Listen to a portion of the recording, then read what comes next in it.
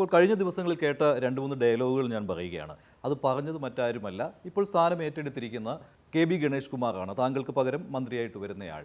സാധാരണ രീതിയിൽ ഒരു മുന്നണി മാറ്റമൊക്കെ ഉണ്ടായി ഒരു സർക്കാർ മാറി മറ്റൊരു സർക്കാർ വരുമ്പോൾ ഒരു വകുപ്പ് ഏറ്റെടുക്കുന്ന അതേ രീതിയിൽ തന്നെയാണ് KB ഗണേഷ് കുമാർ ഗതാഗത വകുപ്പിനെ കുറിച്ച് പറഞ്ഞിരിക്കുന്നത്. അതായത് ഗതാഗത വകുപ്പിൽ കഴിഞ്ഞ 2.5 വർഷം ശരിയായിട്ടല്ല കാര്യങ്ങൾ നടന്നത് എന്ന് അദ്ദേഹം കൃത്യമായിട്ട് പറയുന്നുണ്ട്. അപ്പോൾ താങ്കൾ അതിന് മറുപടി പറയേണ്ടി വരും. ഗ്യാലറിയിലിരുന്ന് കളി കാണാൻ എളുപ്പമാണ്, കളിക്കളത്തിൽ ഇറങ്ങുമ്പോഴേ ബുദ്ധിമുട്ട് മനസ്സിലാക്കുള്ളൂ. പിന്നെ കുറച്ചുകൂടി പക്വതയോടുകൂടി ഇത്തരം സ്ഥാനങ്ങളിലേക്ക് വരുമ്പോൾ കുറച്ചുകൂടി പക്വതയോടുകൂടി ഉള്ള അഭിപ്രായ പ്രകടനമാണ് എല്ലാവരും പ്രതീക്ഷിക്കുന്നത്. ഇത് ഈ മുന്നണിയിൽ നിന്നുകൊണ്ട് ഇത്തരം അഭിപ്രായ പ്രകടനം നടത്തുന്നത് ആദ്യമായിട്ടല്ല.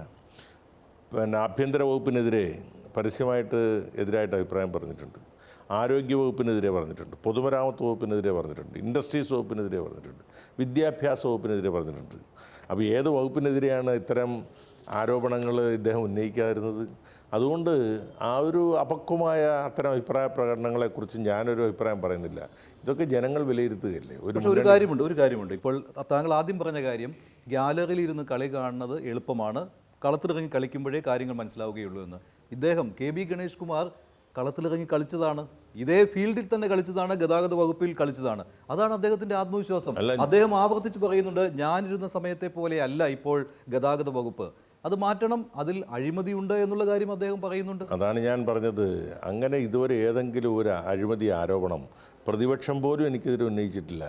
അപ്പോൾ ഇതൊക്കെ ഇപ്പോൾ അദ്ദേഹം ഗ്യാലറിയിലാണ് ഇരുന്ന് കളി കണ്ടത്. ഈ 2.5 വർഷക്കാലം ഗ്യാലറിയിലിരുന്ന് കളി കണ്ടതായിരുന്നല്ലോ, അതാണ് ഞാൻ ഉദ്ദേശിച്ചത്. അപ്പോൾ ഗ്യാലറിയിൽ നിന്ന് കളി കണ്ടിട്ട് കളിക്കുമ്പോഴത്തേക്കും നമ്മൾ കാണാൻ പോവില്ലേ കളി, നന്നായിട്ട് കളിക്കട്ടെ എന്നാണ് ഞാൻ ആശംസിക്കുന്നത്. അപ്പോൾ അങ്ങനെയാണെങ്കിൽ ഒരു മുന്നണി മര്യാദയുടെ ലംഘനം അവിടെ നടന്നിട്ടുണ്ട് ശ്രീ ആന്റണി രാജു. കാരണം ഇത് ജനങ്ങളിലേക്കാണ് അദ്ദേഹം ഇക്കാര്യങ്ങൾ പറയുന്നത്. സ്വാഭാവികമായിട്ടും ഗതാഗത വകുപ്പ് എന്ന് പറയുമ്പോൾ ഏറ്റവും കൂടുതൽ ജനങ്ങളോട് അടുത്ത് നിൽക്കുന്ന വകുപ്പാണ്. KSRTC ബസ്സിൽ കയറാത്ത ആളുകൾ ഉണ്ടാവില്ല.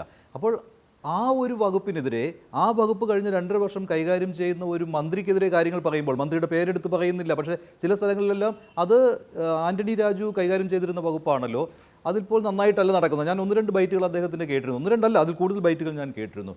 ഞാൻ അന്തിച്ചു പോയി.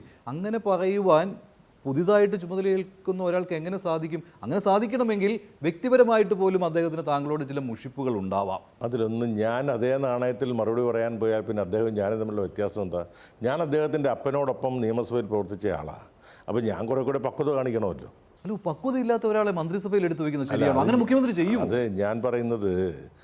അതൊക്കെ മുഖ്യമന്ത്രിയോട് നിങ്ങൾ ചോദിക്കേണ്ട ചോദ്യമാണ്, എന്നോടല്ലല്ലോ ചോദിക്കേണ്ടത്. എന്നെ സമയത്ത് ഇത്തരം അഭിപ്രായങ്ങൾ പക്വതയുള്ളതായിരുന്നെങ്കിൽ അങ്ങ് ഈ ചോദ്യം എന്നോട് ചോദിക്കില്ലായിരുന്നല്ലോ.